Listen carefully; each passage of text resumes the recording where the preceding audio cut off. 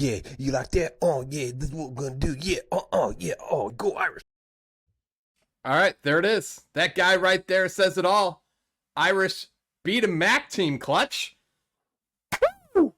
Beat a MAC team. Yeah, Man. I'm excited. End the season now. Oh my gosh. It was tough to watch the game in the first quarter. The first quarter was horrendous. Let's back up though. Thank you for tuning in for another edition of Broish. Two brothers talking Notre Dame football. I'm your host Mannix, and my brother Clutch. What up?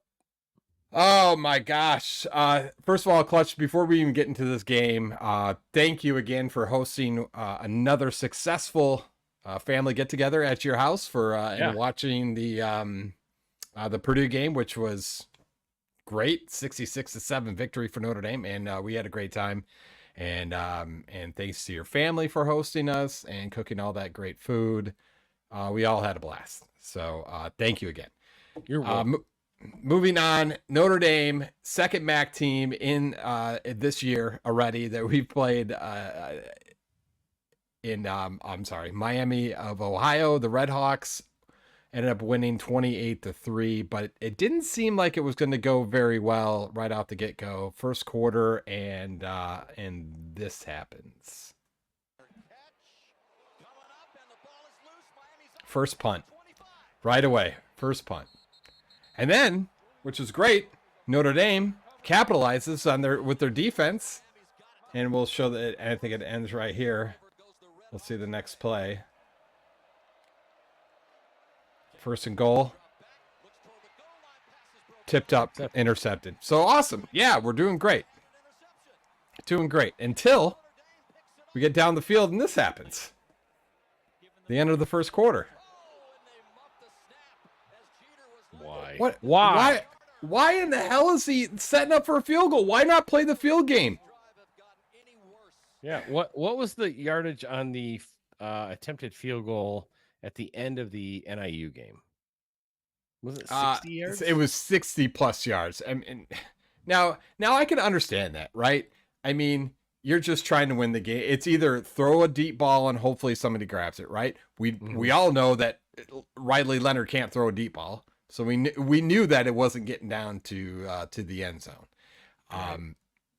However, you put in your field goal kicker to try to kick a 62-yarder, and obviously it gets blocked, and that's the end of the game.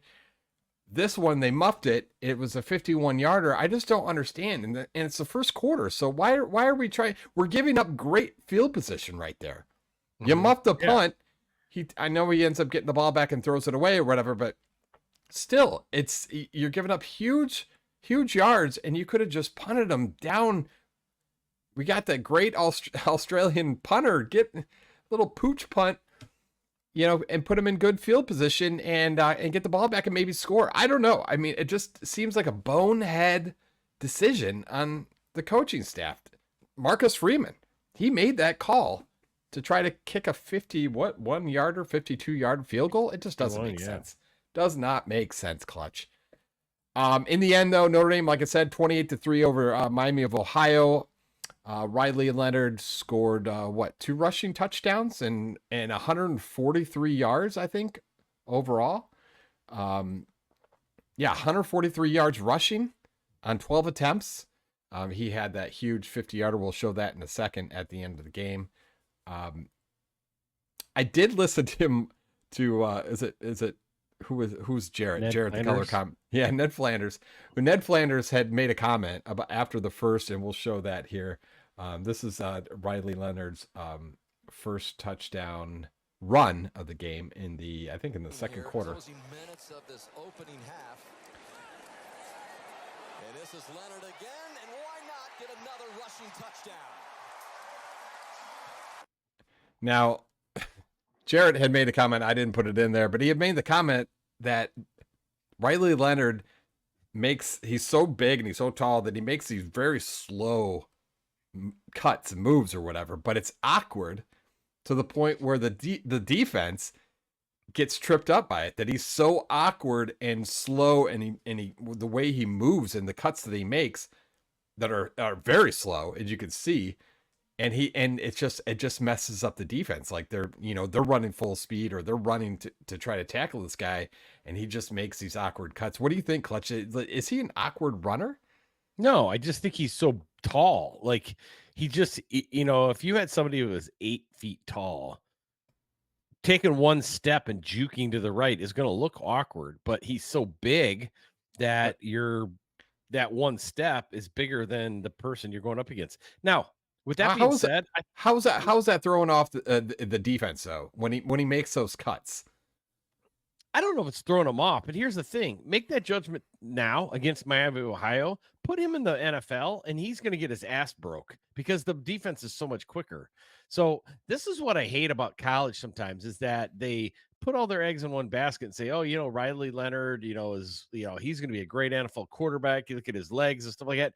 No, he just looks like that he's going to look like that against NIU. He's going to look like that against Miami of Ohio. He's going to look like that against Army and Navy. That's 4 fucking teams out of the season. He's going to look amazing against those 4 teams. I guarantee they keep trying to play this game plan where they keep putting him in a situation where he's running. He is going to get his ass handed to him by Louisville, USC, Georgia Tech's going to throw him down. Florida State, as bad as they are, I don't know if they won this past week, they're going to throw him down. This is not how you keep planning a game plan just because you're doing good against MAC schools like this. And you can say good with air quotes around it because obviously they lost to NIU. And Purdue, same thing. I mean, you can't keep doing this. This isn't going to work. You're going to get a defense that's that is quick enough to stay with him and not be fooled by his like little step and he's gone the other way, or run over a guy and keep running because he's so big. It's just not going to happen. I mean, the fact is that he's had like over 200 yards rushing in the last, against Purdue and 2 MAC schools again. Yeah. Well, Purdue and 1 MAC school. I don't know how many rushing yards he had. I don't think he had that many rushing yards against Northern Illinois. But he had at least over 111 yards against Purdue in the first half alone. And then he had 143 total in this game. Those are big numbers, but that's all he has. He did throw his first touchdown pass, and we'll show it here to Bo Collins. Leonard going deep downfield has a man. Pretty pass. Mm-hmm. Bo Collins. Beautiful pass. Touchdown. And finally, Riley Leonard has a touchdown pass in a Notre Dame uniform. Now, and it probably didn't show, and I don't think it did. I think I stopped it right there. Yes, first touchdown pass in the 4th game of the year, and and you're throwing your first touchdown pass, which is ridiculous. It actually reminds me of, remember Ty Willingham when we went, what was it, 2004? We went 8-0.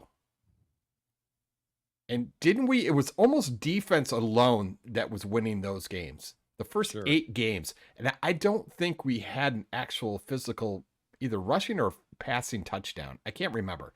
But it reminds me of that. But again, I don't think we had a quarterback. This guy is a quarterback.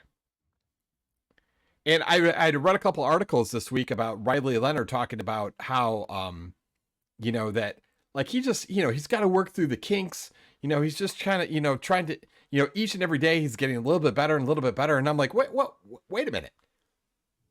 A little bit better? You're a graduate senior. You're playing for Notre Dame after you transferred after 4 years at Duke. You're an NIL player. You're a football transfer. You should know how to throw touchdown passes. You did throw touchdown passes at Duke. What's the problem today?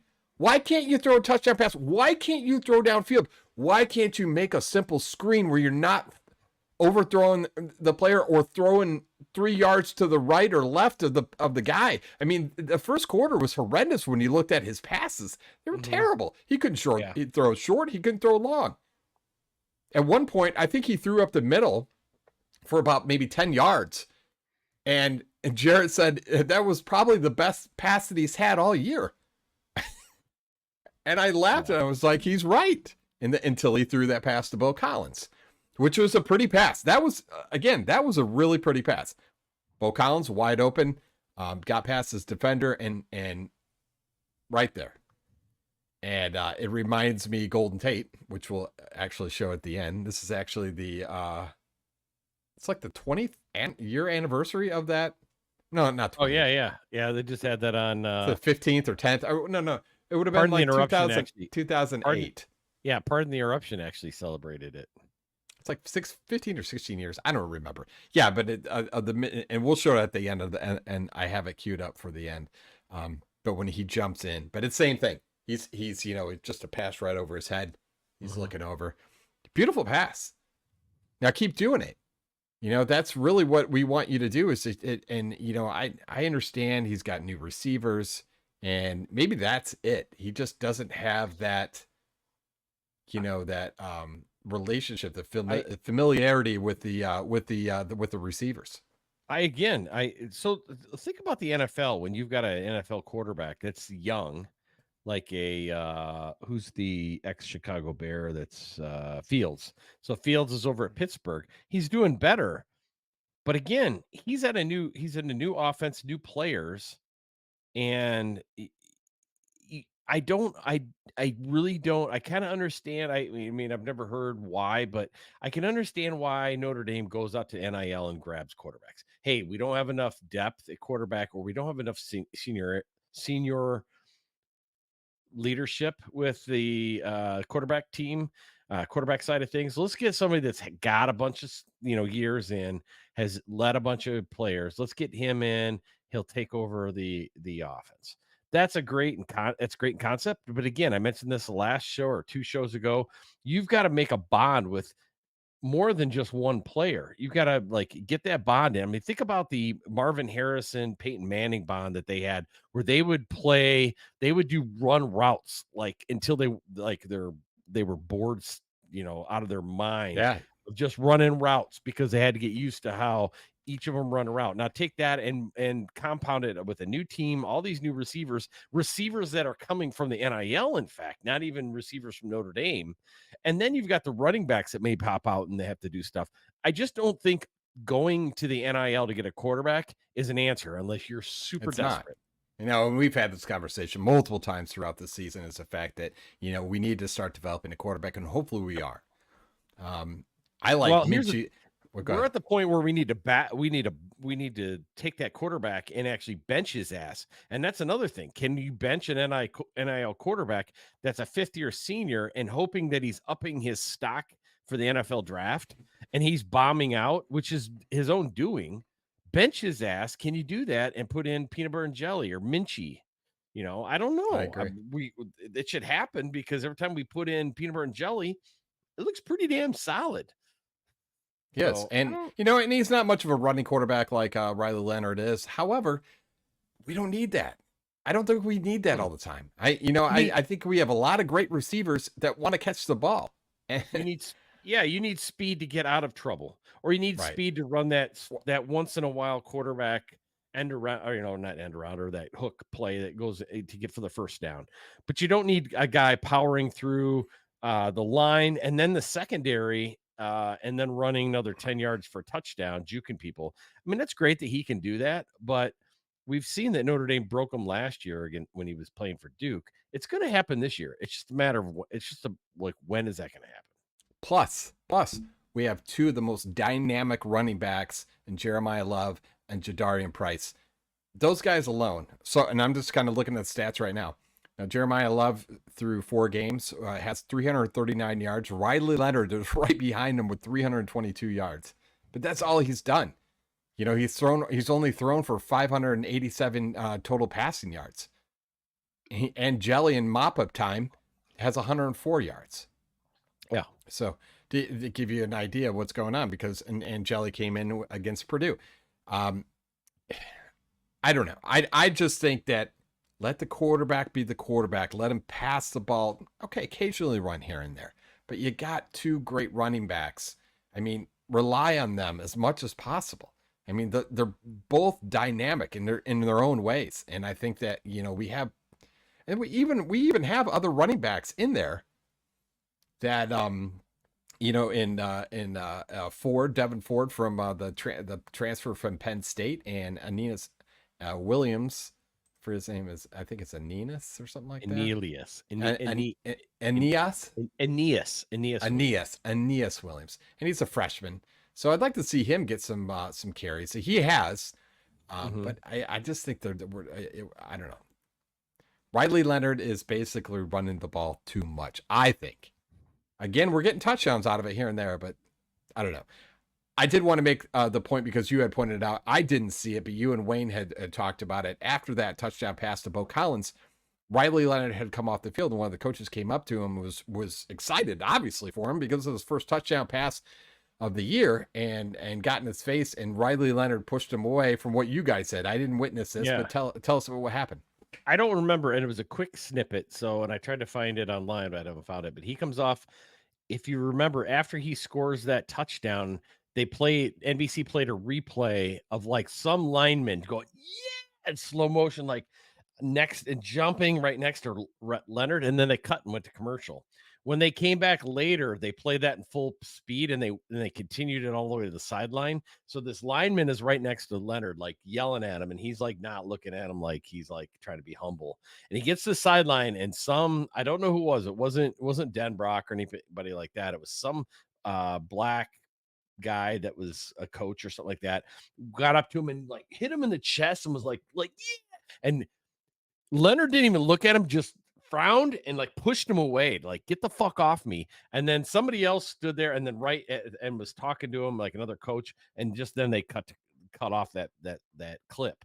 But I was like, why is he pissed? Why is he getting like that? Why? I don't know. Pissed. Yeah, I don't think it. I don't think it's pissed. I think you hit the nail on the head earlier when you said humble.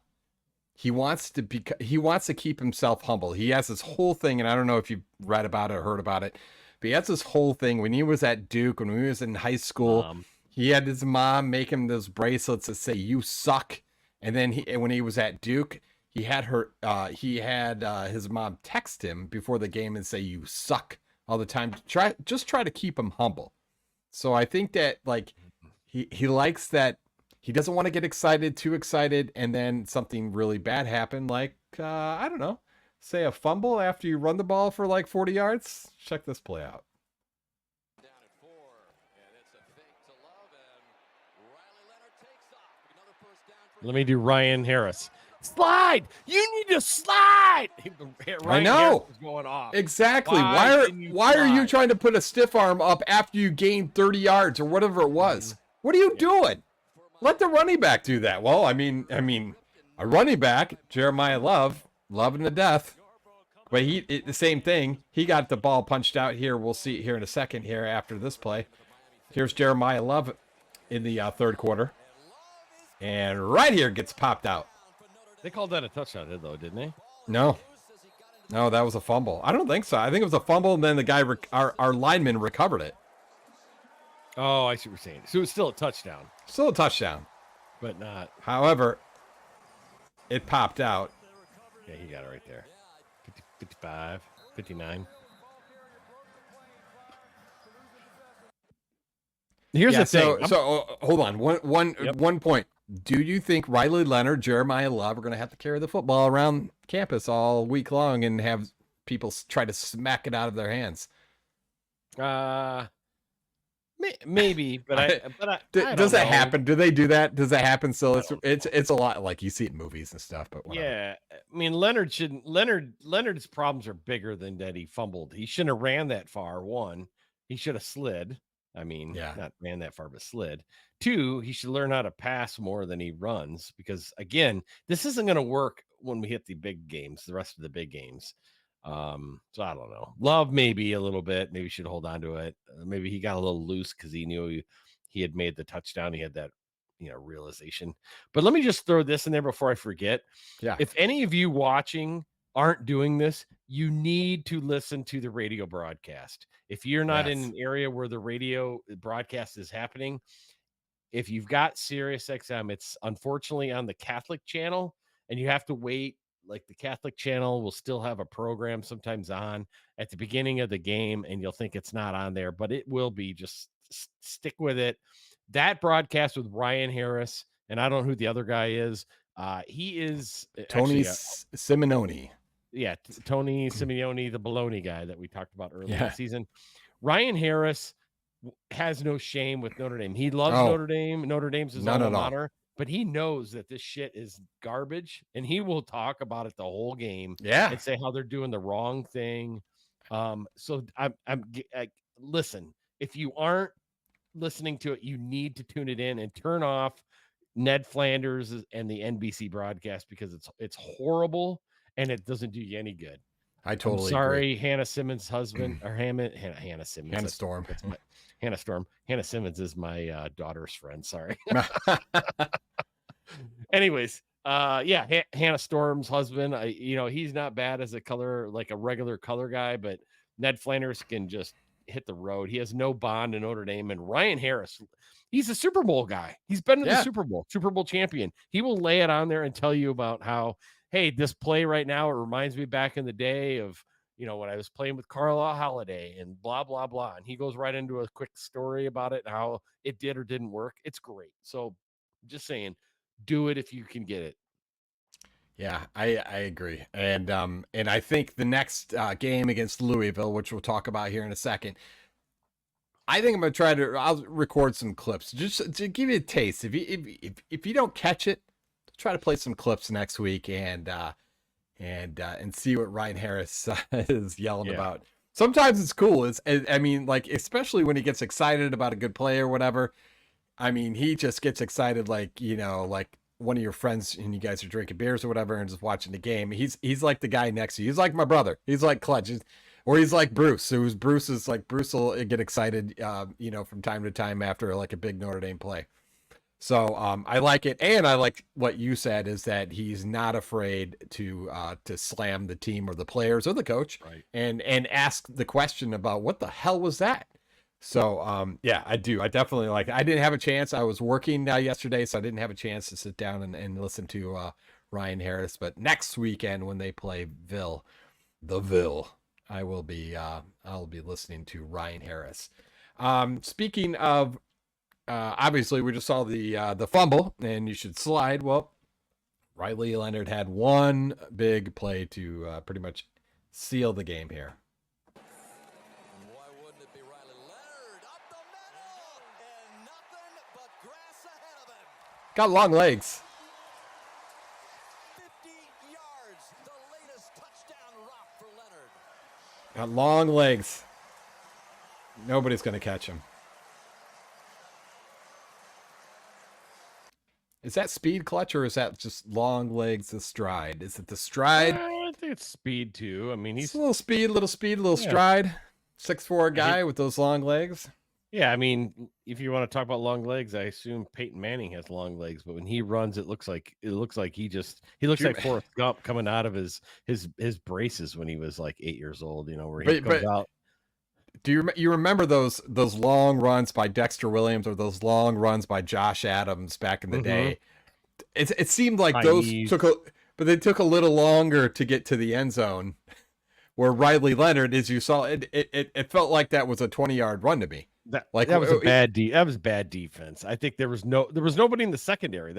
They were playing something else, and he got right through the middle, almost untouched, I think. And see, he wasn't touched all. There's nobody in the secondary. So he's got to learn how to put up the peace sign like Dexter Williams did. Nice, I like the stiff arm there. Yeah. He should have slid it like the 2. No, I agree. Well, let's get into next week's game because it is probably the biggest game of the year. Well, I thought Texas A&M was going to be the biggest game of the year, and it was. But you did call it. This is the trap game, right? Yep. And Louisville just got done spanking the shit out of Georgia Tech, 31-19. They are now ranked 15th. Notre Dame is 16th. And they have beat Jackson State, Austin P, and that's it. They've only played 3 games, so they must have had a bye week in there somewhere.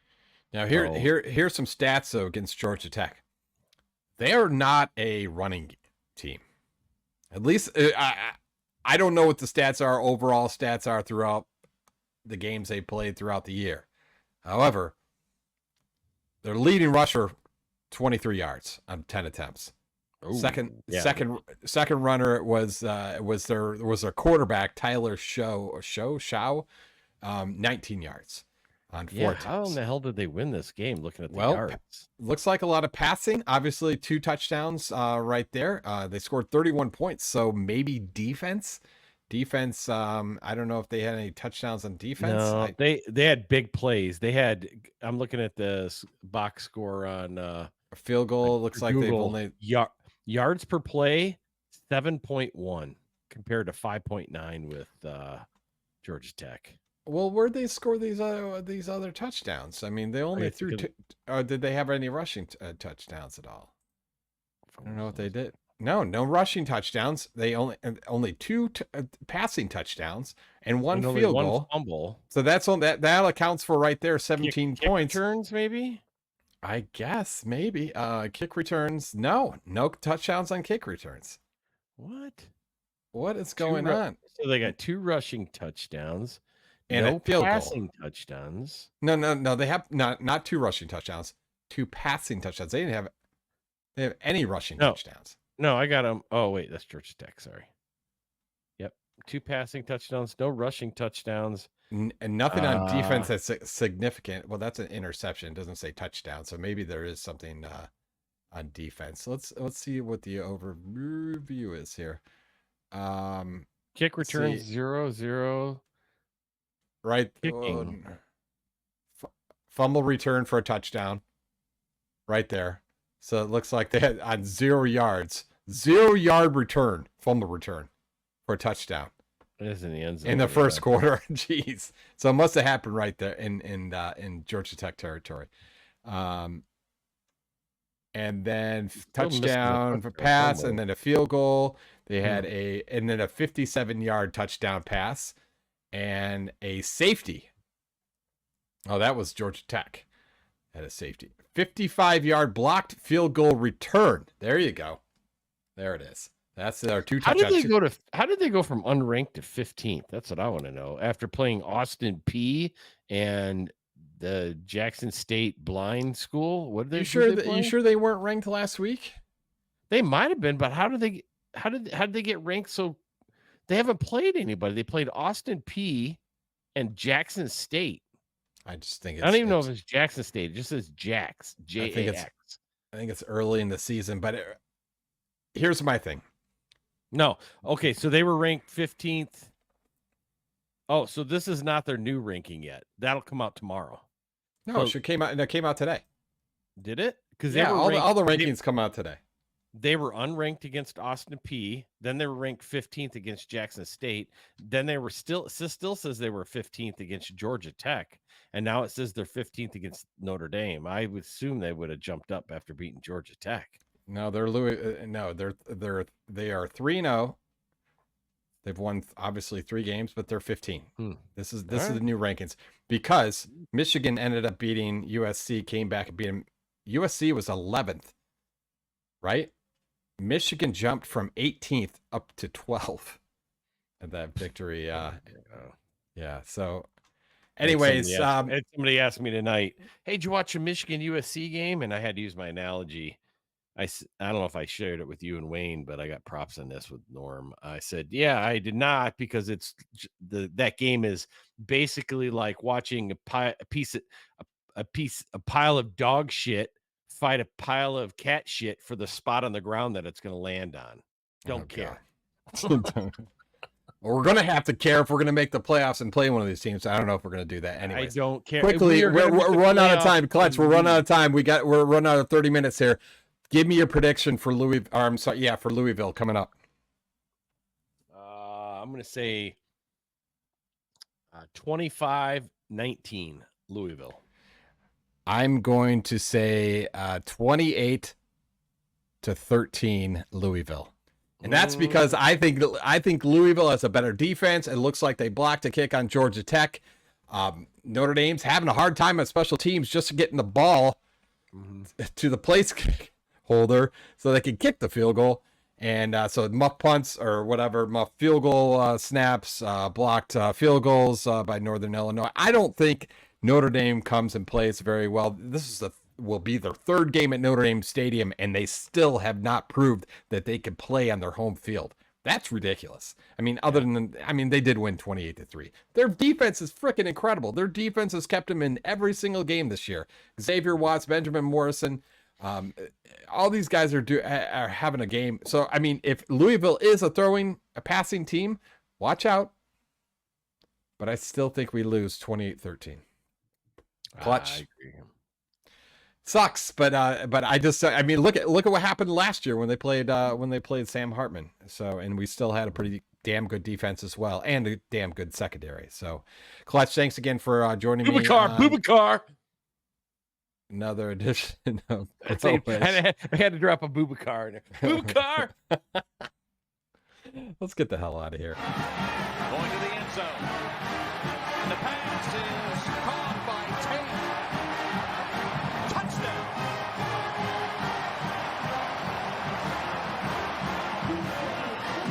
Look. Possession, right foot in.